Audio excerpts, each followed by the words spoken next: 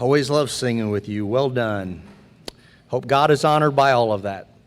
The chosen apostles, selected by Jesus himself, had struggled some in their faith. Follow me, Jesus said, and they did, and they should be commended for that. But there were times when their faith shrunk, not grew.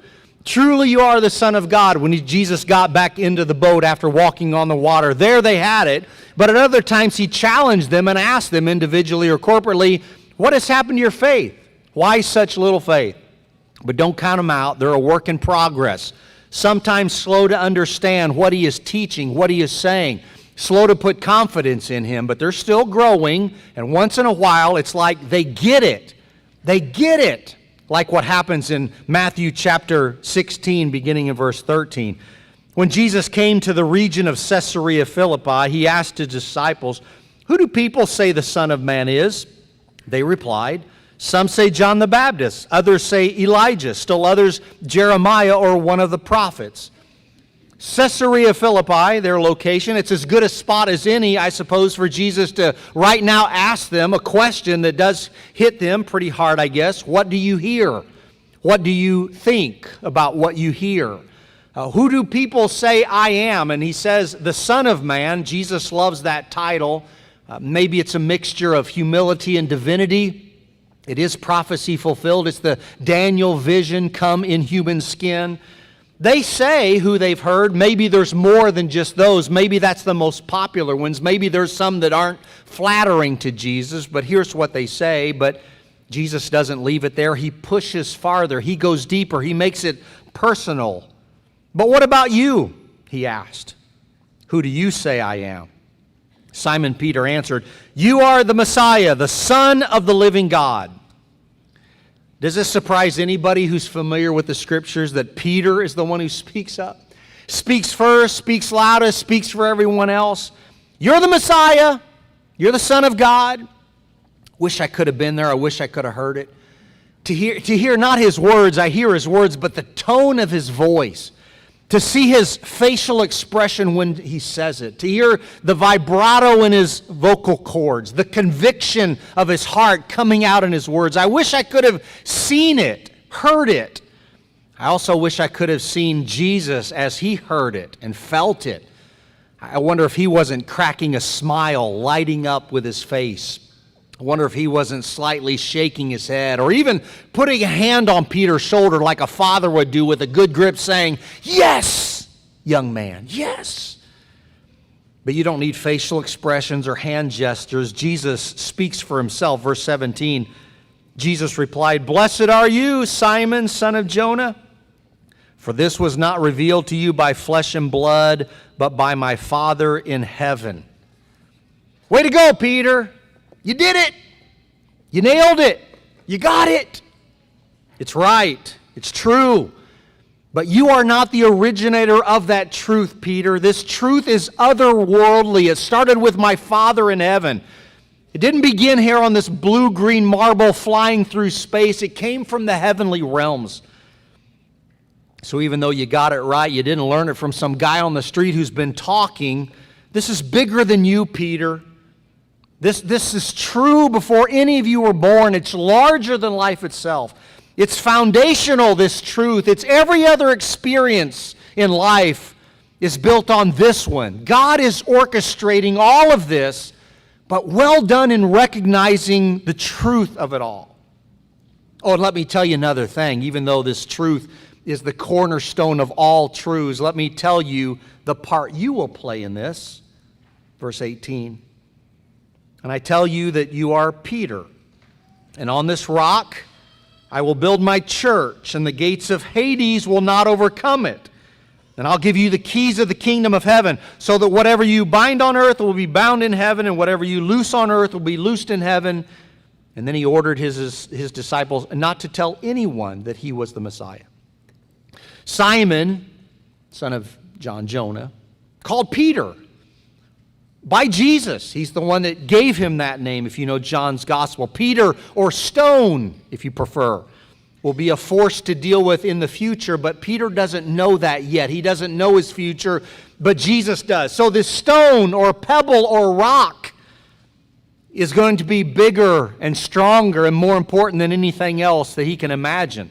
He will become significant in the world because he will be significant in the church. And Jesus knows him. He created him. He called him. He's teaching him. He's proud of him. Well done, Peter. And he's going to use him tremendously in his future. He can't know that yet. But he points to the significance of his name, but really pointing to the significance of the church and the foundation that will be built on. I don't know that any of those understood what he was saying. I'm not even sure we can understand all that he says there. I'm not sure I can settle anything that's been written before, debated before. I'm not sure I can explain it to you because it's power words here that he uses to describe it. But I think we need to pay attention because he's describing the church in a way that we should understand. Because the church's power rests not on a man, on any man, but on the truth of Jesus Christ. Peter's given credit for what he says, and Peter will play a pivotal role in the beginnings of this new entity called church. But the power is in Jesus and nothing short of Jesus. He's not a good guy or a good teacher or a good example or a good human being. If he is, the church is normal, it's common, it's almost meaningless if that's all he is. But if he is truly what Peter has said, the Messiah, the anointed one, the coming one, the Son of the living God, then his identity will hold up the legitimacy and the power of his own church. If you've noticed all along in Matthew's gospel so far, he keeps pointing to the kingdom and the one who brought the kingdom. Well, here it is. Here comes the kingdom on earth. Here comes the church. Here comes the Lord's own body. It will rest solely and securely on him, not so much Peter, but Jesus, his identity. That will be the foundation. Jesus points to Peter's future, but really pointing past Peter to what the church will be and will become in time. Just as Jesus created Peter with his own hands, he is making right now the church. I don't know if anyone who heard him could understand what he meant by church. It was a common word. They used it. They knew it. Everyone would have understood that. It's a gathering. It's a congregation. It's an assembly. But it was more than that. Common word, but extraordinary purpose. What Jesus would create on the cross through a blood sacrifice, through his death, burial, resurrection, through the power of his own unifying and sanctifying Spirit would be heavenly and unique and extraordinary, and Jesus would build it. Jesus will be the dreamer. He will be the creator. He will be the architect. He will be the builder.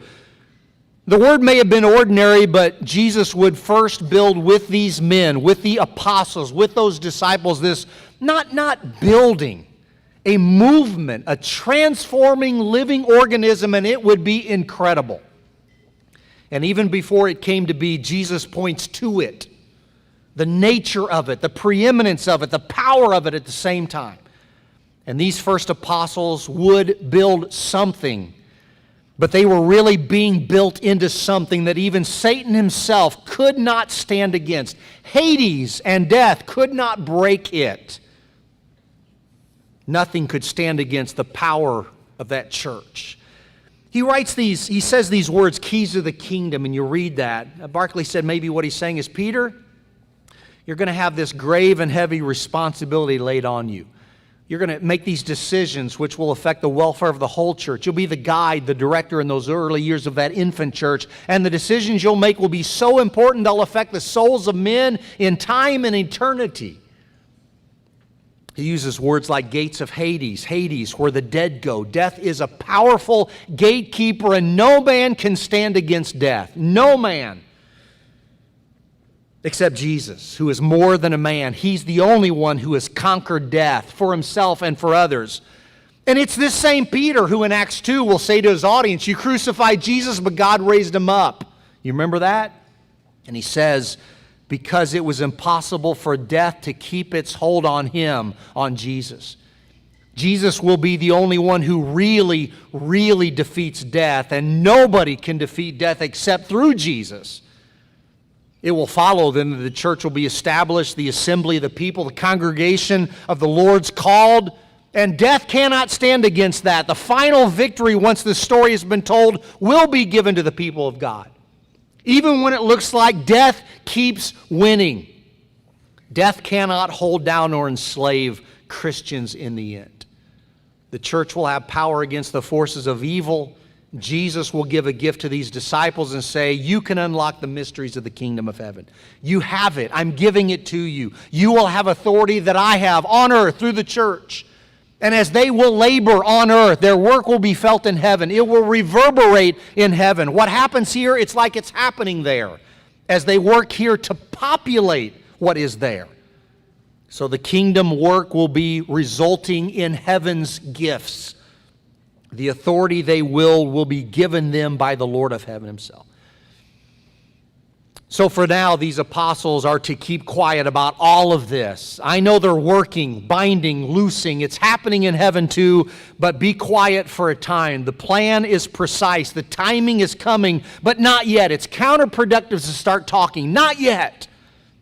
These men will have the rest of their lives, and their lives will, for the most part, be cut short, but they will be able to tell them, everybody. But for now, tensions are high. The religious leaders are looking to kill him, so don't start talking yet. Those words of Peter about Jesus, you are the Messiah, the Son of the living God. Do you think those words of Peter are true? Do you? I know what we would say. Do you think those words are a big deal? Is it possible even for people in church today? Is it possible we have lost the significance of those words? I mean, we say they're true. We agree. It's a foregone conclusion. It's a given. Yes, it's right. But is it possible we hardly even give it a second thought of whether it really is true or not? I sometimes give you a short story in history, a good illustration. This one may take a little longer to tell, but I still want you to hear it.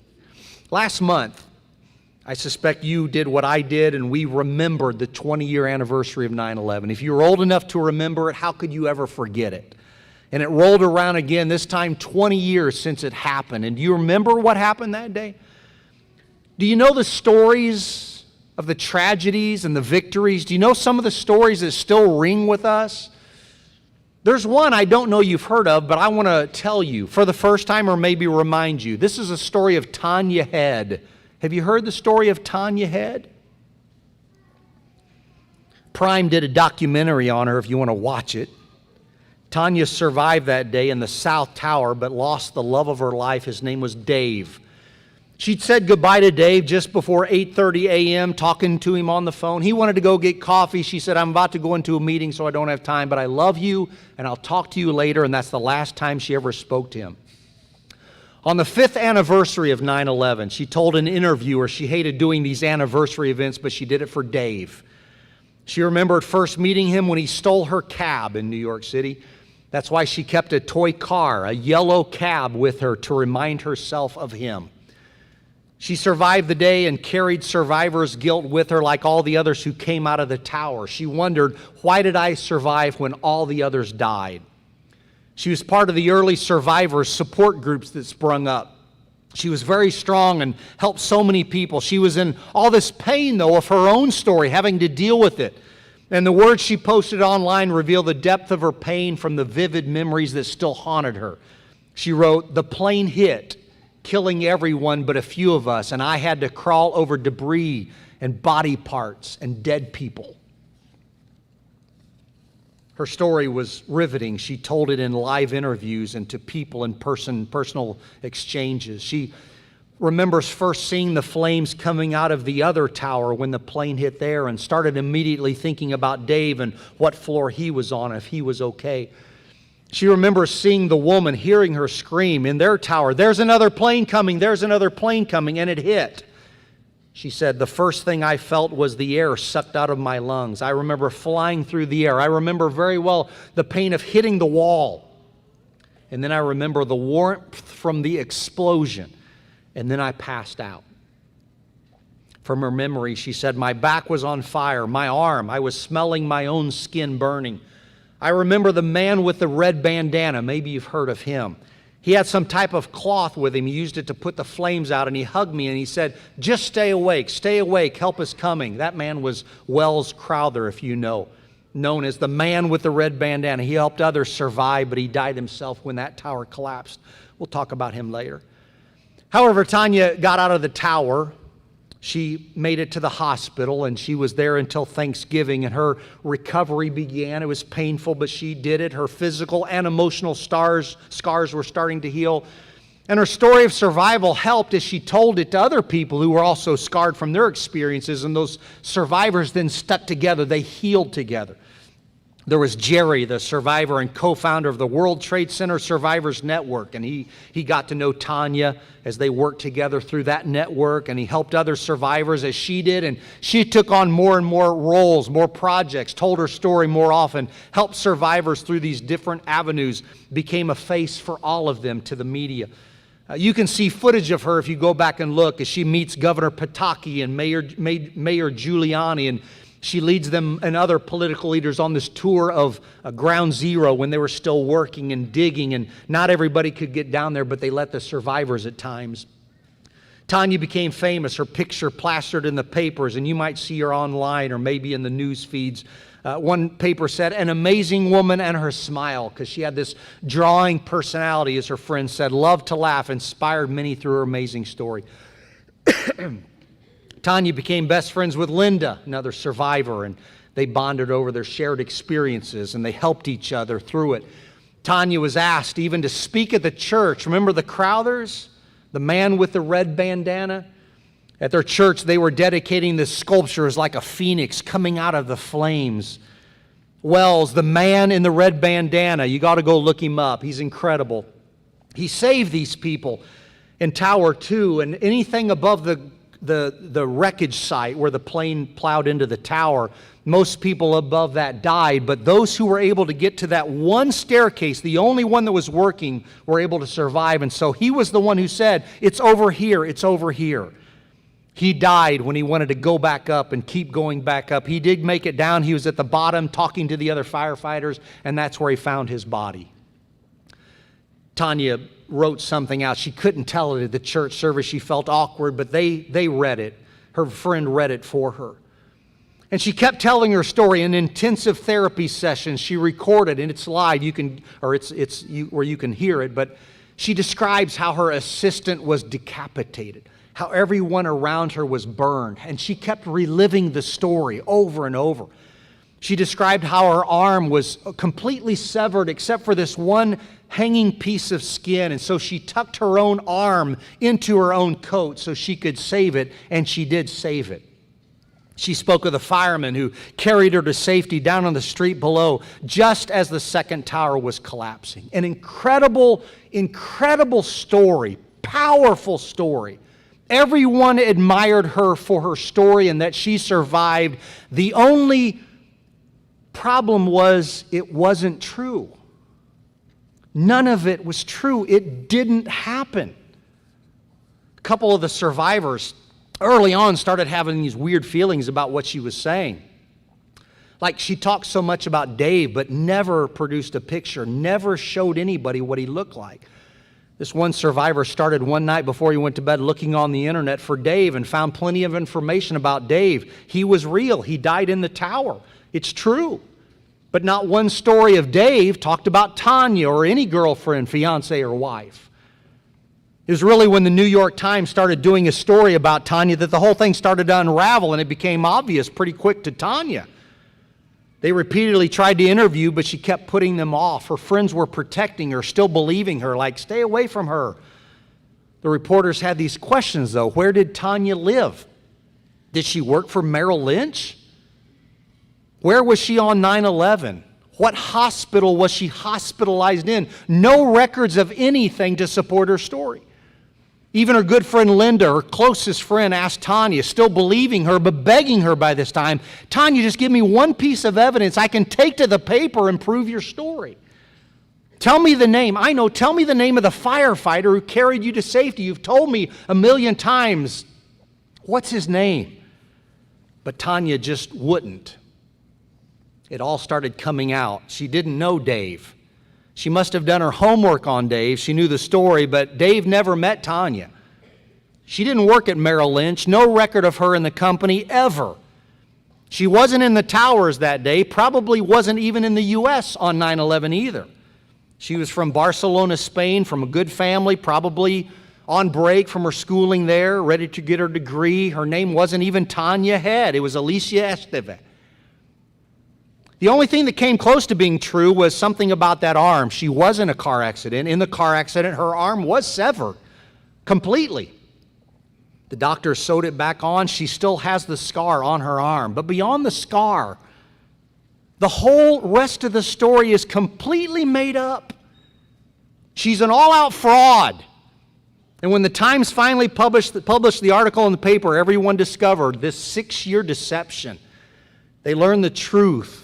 And the truth hurt, especially those who knew her and loved her and called her their friend. When the newspaper came out with her story, she disappeared, of course, but left everybody else wondering, why? Why would you do that? Why would she say that? As far as anyone knows, she never made a penny off of any of it, so it wasn't money. She made a name for herself. Her reputation grew. She met the bigwigs, had her picture in the papers, gave tours, wrote on blogs, gave speeches, inspired everybody, represented the survivors in the biggest of ways, but it was a lie. Maybe some would hear the story and then say, but did she really hurt anybody, really?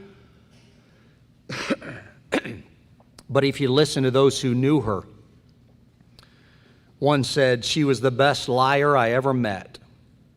One said perhaps she's evil. Some wrestled whether or not they could forgive her. Some said yes, some said no.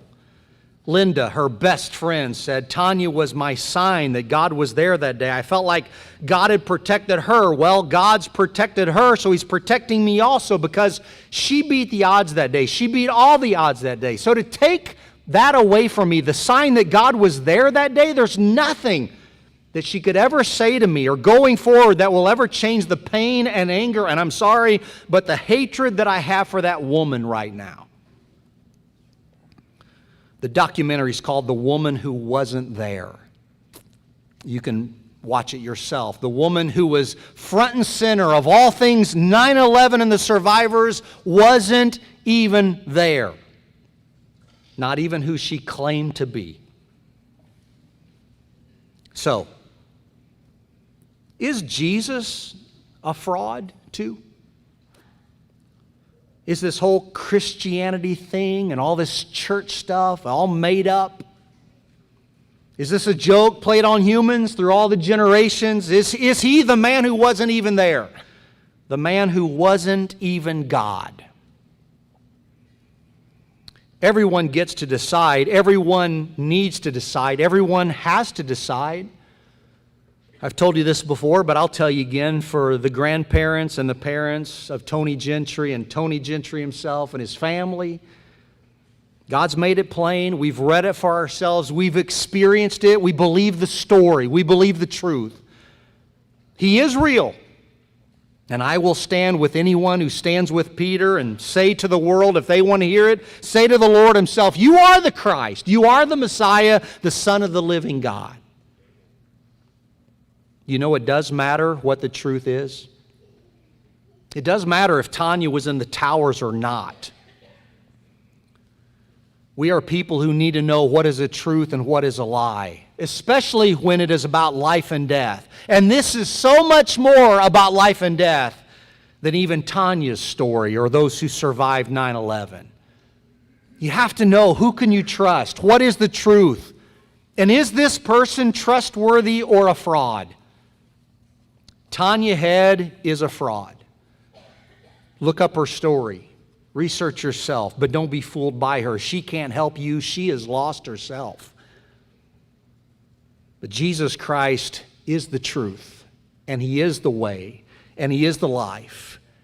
He is the Messiah sent from God to save you from your sins, and He's the only one who can save you from your sins. So put your trust in Him. He can save you if you'll let Him. And I guess we could spend a good amount of time talking about how everybody else talks about who Jesus is, but in some ways it really doesn't matter what they say. What matters is what you say. So what about you? Listen, as Jesus says to you, who do you say that I am? It matters more than you even know. Let's stand and sing. Come if you need to.